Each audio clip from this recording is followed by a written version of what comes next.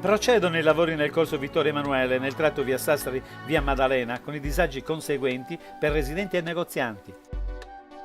La fine dei lavori è prevista per l'inizio dell'anno prossimo e oggi la strada è sottosopra praticamente un cantiere ininterrotto nel quale si lavora per la sistemazione dei sottoservizi, cioè tubature, caditoie e fogne.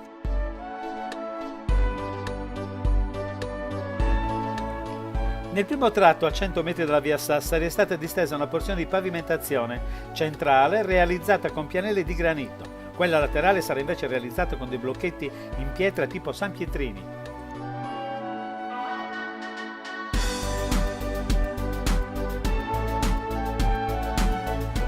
Praticamente, non poteva essere il contrario, la pavimentazione sarà uguale a quella realizzata nel primo tratto della strada, a partire da Piazza Ienne.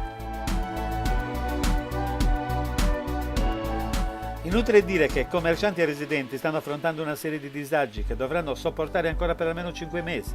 A gennaio 2018, se non sorgeranno intoppi, la strada sarà consegnata alla fruizione del pubblico e sarà un tutt'uno con il primo tratto, con l'eccezione della zona degli scavi archeologici. Questi costituiscono per adesso un tappo che deve essere valorizzato nell'immediato futuro.